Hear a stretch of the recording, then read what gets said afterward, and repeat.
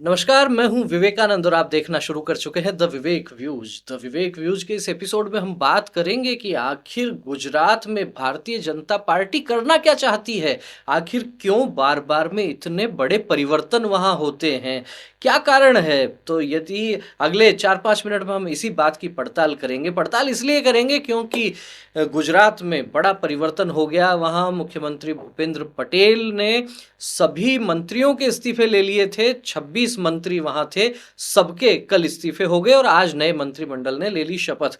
नए मंत्रिमंडल ने जो शपथ ली है उसमें 19 चेहरे नए आए हैं, यानी कि पुराना जो मंत्रिमंडल था उसमें से केवल 7 लोगों को रिपीट किया गया है। बहरहाल अभी भूपेंद्र पटेल की कुर्सी तो सुरक्षित है, लेकिन जो बाकी उनका मंत्रिमंडल था उसका पूरा खाका एकदम बदल गया है।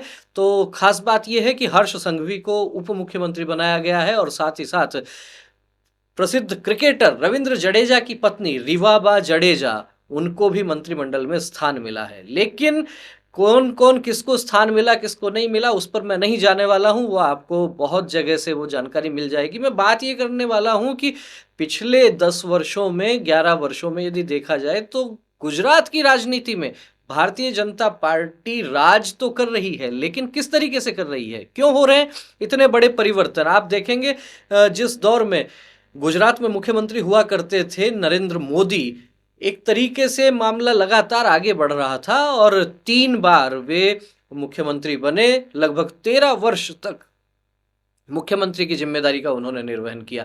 जब गुजरात छोड़ के और दिल्ली आ गए, प्रधानमंत्री बन गए, तब आनंदीबेन पटेल को वहां मुख्यमंत्री बनाया गया। लगभग 2 वर्ष का उनका कार्यकाल रहा, लेकिन 2 वर्ष के बाद में फिर वहां मुख्यमंत्री बदल जाते हैं तो नया चेहरा आते हैं विजय रूपाणी। विजय रूपाणी लगभग 5 वर्ष वहाँ मुख्यमंत्री रहते हैं और उसके बाद वे भी वहाँ बदल दिए जाते हैं और भूपेंद्र पटेल अभी वहाँ पर मुख्यमंत्री हैं। भूपेंद्र पटेल को भी लगभग 5 वर्ष हो गए हैं, लेकिन अभी जिस तरीके से हमने देखा कि पूरा मंत्रिमंडल बदल गया है, ठीक इसी प्रकार की घटनाएं पहले भी वहाँ हो चुकी हैं।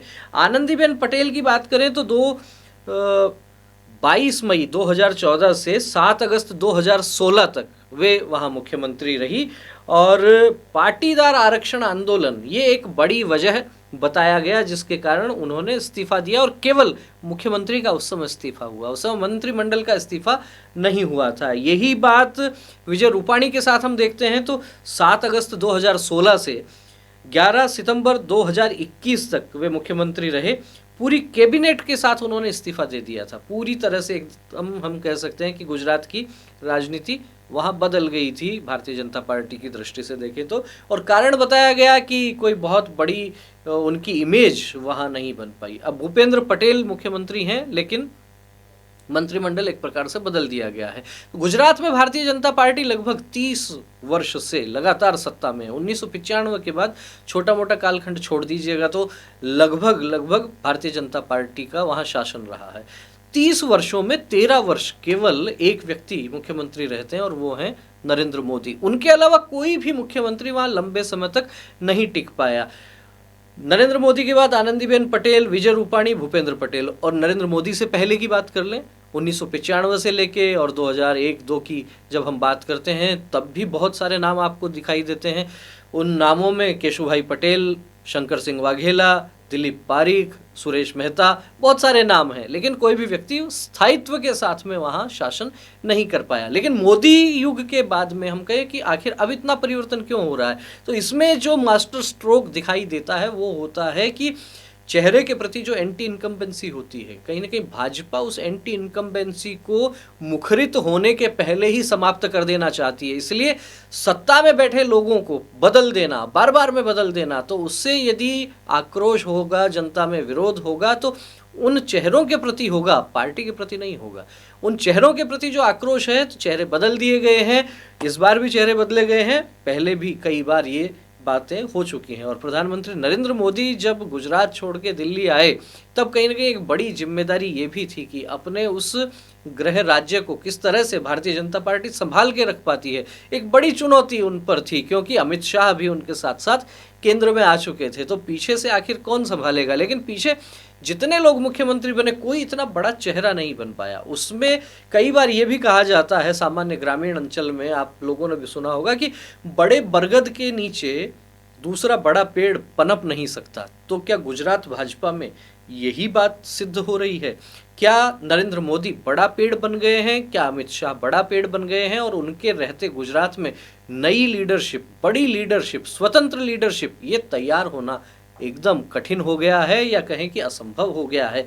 आपका क्या कहना है इस विषय पर? क्योंकि बार बार में जिस तरीके से परिवर्तन भारतीय जनता पार्टी वहां कर रही है, अब बड़ा परिवर्तन हुआ है और ये परिवर्तन भी बताया जा रहा है कि 2027 में जिस तरीके से गुजरात में विधानसभा चुनाव होना है, तो उसके पहले ही लगभग 1.5 वर्ष पहले ये जो परिवर्तन किया गया है, तो क्या फिर भारतीय जनता पार्टी फिर चुनाव के समय कोई बड़ा परिवर्तन कर सकती है? आखिर के 6 महीने में कुछ कहा नहीं जा सकता। मोदी अक्सर अपने फैसलों से चौंकाते हैं, इस बार भी चौंकाया गया है। 26 में से 19 मंत्रियों को बदल दिया गया है, सभी का इस्तीफा ले लिया गया और फिर वहाँ जब इस्तीफा ले लिया गया तो भाजपा के कद्दावर नेता और केंद्रीय गृह मंत्री अमित शाह भी पहुंचे, राष्ट्रीय महासचिव सुनील बंसल भी वहां पहुंचे और जो चर्चाएं हुई उसमें से फिर जो नए नाम निकल कर आए तो 19 चेहरे वहां बदल दिए गए हैं। और बड़ा कारण जो लगता है वो यही है कि एंटी इनकम्बेंसी उसको समाप्त कर दिया जाए।